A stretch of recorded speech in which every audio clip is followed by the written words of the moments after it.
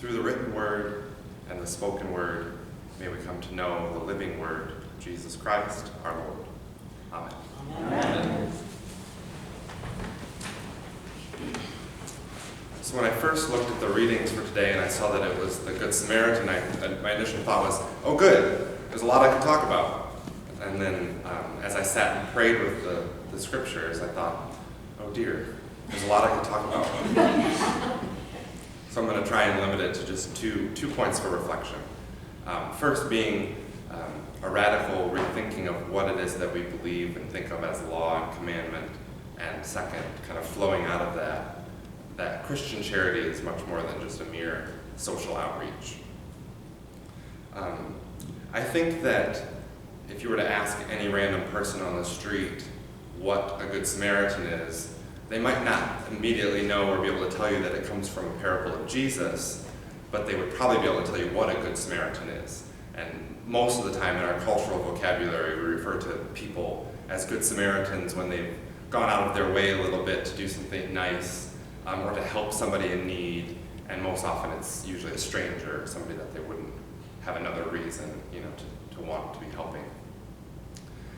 While this is certainly a good description of the Samaritan from our gospel and certainly behavior to be praised and emulated, it's not exactly the full point of what Jesus is saying in the message.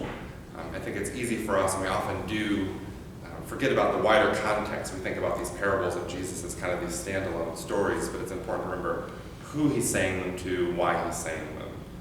So if we remember from the gospel that we just heard, the context is in this exchange with this lawyer.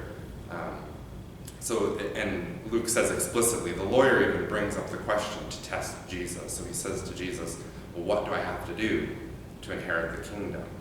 And in kind of the classic Jesus move, he turns the thing around and then asks the lawyer a question. Well, you're the lawyer. You tell me, what does the law say? So then he says, you shall love the Lord your God with all your heart, soul, mind, and strength, then your neighbor as yourself. So he gives the right answer.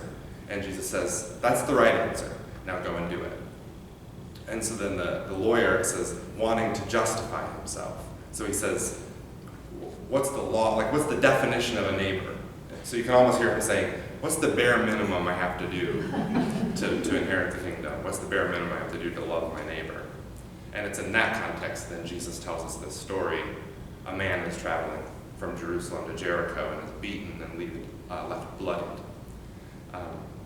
So then Jesus introduces the first couple characters in the story, a priest and a Levite. And I think we often kind of misunderstand their role in the story. We often think of them as just these kind of holier than thou, I'm too busy, too good, or even that they're just jerks that don't want to stop and take time out of their own busy schedule to help this person. But I think an important point in the story that we miss being modern people that don't come from this culture is that by right of being a priest and a Levite, they're kind of the epitome of people who follow the law to the letter. And actually, by being a priest and a Levite, if they were to touch blood at all, they would risk making themselves unclean, and therefore they wouldn't be able to fulfill their priestly duties in Jerusalem.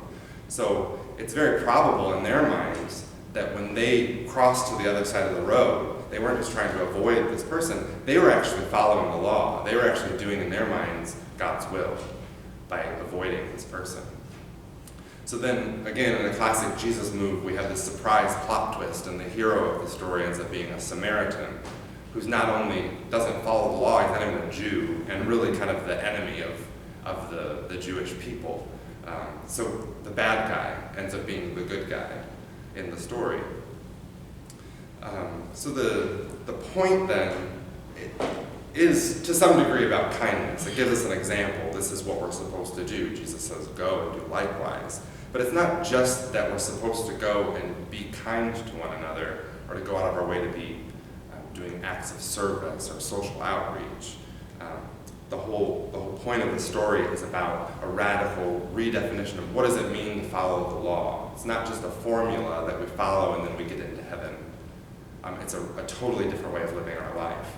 And if you go back to what is it that Jesus says is the fulfillment of the law, that even the right answer that the lawyer gives at the beginning is to love the Lord your God with all of your heart, all of your soul, all of your mind, all of your strength.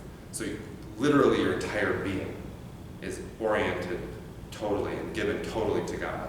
And then you love your neighbor as yourself, which flows out of his love.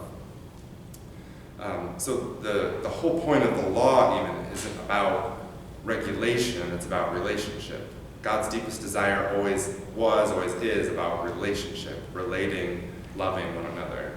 I think it's important to remember the law was given to Moses several hundred years after the initial covenant with Abraham. So the Hebrew people lived in this covenantal relationship with God for hundreds of years before they had the law that eventually became kind of this idol for them. You follow the law to the letter. The intention of the law from the beginning wasn't about following this strict moral code. It was about, it was a guidepost. How do we better live into this relationship with one another and with God? If you look at the Ten Commandments, each one of them fits into one of those categories. It's either about the right way to be in relationship with God or the right way to be in relationship with one another. So if we're kind of reorienting ourselves to the law being about this relationship, it's really out of that context that we can then look at what is it that we're supposed to do. When Jesus tells us, go and do likewise, what is Christian charity supposed to be? I think it's easy to just turn it into, we can turn ourselves into one amongst many social outreach organizations. And again, that's great. We should be doing these things. But if it's merely just about helping people, we've kind of missed the greater point of we're supposed to be totally rooted in God's love, that we are totally surrendering, giving ourselves over to the love of God, so that God then works through us.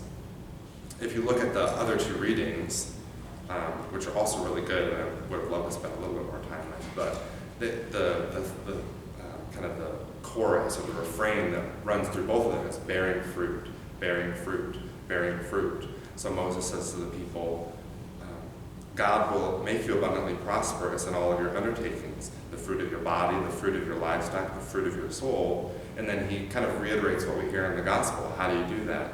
By loving the Lord your God with all your heart and soul. And then Paul says to the Colossians, there it is, as you bear good fruit in every good work, as you grow in the knowledge and love of God. May you be made strong with all the strength that comes from his glorious power. So in both circumstances, it's about God working through us. It's about us bearing fruit after having this rootedness in the love of God. I used once before in one of my reflections the image from Meister Eckhart, the 15th century one-time heretic, now beloved mystic. And he likens the encountering of the love of God with a woman becoming pregnant, and that once you've had this initial encounter, the natural outgrowth is eventually that you have to give birth to something. And it's not a choice, it's not compulsion, it's not coercion, it's just nature taking its course. If you reorient your whole life, fully giving yourself to the love of God, the only possible outcome is that you then pour out that love into the community, towards your neighbor. So we're giving birth to God's love. We're building his kingdom, helping our neighbor. Which then for us begs the question once again, well then who is our neighbor? Jesus, I think, makes it very clear. Neighbor is not a category, and it's not about proximity, it's about need. So it's really just how do we find the people that are right in front of us in our everyday, moment to moment. We have, from time to time, these big Good Samaritan moments. You happen to be in the right place at the right time, and some strangers in a dire situation, and you can help them, and that's great. But more practically, day to day, what are we doing? How do we see people as neighbor? How do we totally reorient our lives towards the building of the kingdom? Judith mentioned last week in her sermon, every week after we take communion, we say the same prayer. That part of it is, send us out to do the work that you've given us to do. So we're always encountering Christ and then being sent. I think a really important piece also in that same prayer, just a few clauses beforehand, We're thanking God for making us part of his body and inheritors of his eternal kingdom. So we are giving thanks for inheriting the kingdom, the very thing that the lawyer said, how do I inherit the kingdom? And here we are being given it purely by surrendering, purely by presenting ourselves at the altar, giving ourselves over to Christ, receiving the Eucharist, and then being sent out into the world to build the kingdom. And I would say the world, our neighborhood, whatever it may be, is desperate for that kingdom. And so that's kind of brings me to my challenge that I'm going to extend to all of us as a community of believers in Christ. That I really want to start every single day, and I would invite you to start every single day consciously saying, how do I actually give my whole self, mind, body, soul, and strength to God, to the love of God, and spend every moment of every day rooted in that love of God, and then how does it flow out into my neighborhood? Who are my neighbors? And again, like I said, we'll encounter these moments in our lives where we find the people, these big Good Samaritan moments, but really the most important question is, how do I just treat everybody that I encounter as neighbor? And again, being rooted in the love of God, it becomes a natural outgrowth, so that you cease to see people as categories. They're no longer illegals or drug addicts or people that belong to the wrong political party. They're our neighbors, and it ceases to matter what category you put them in. And I'm not saying that this is right or that is wrong necessarily. I'm saying it doesn't matter if they're doing something wrong or they're doing something right. We don't interpret the law rigidly. We just look at them and say, these people are our neighbors. How do we treat them like human beings? How do we treat them like neighbors? How do we share the love of God with them? How do we build the kingdom? And that's really what Christ is challenging us to do. So I would say, let's follow the example of the Samaritan and go and do likewise. Amen.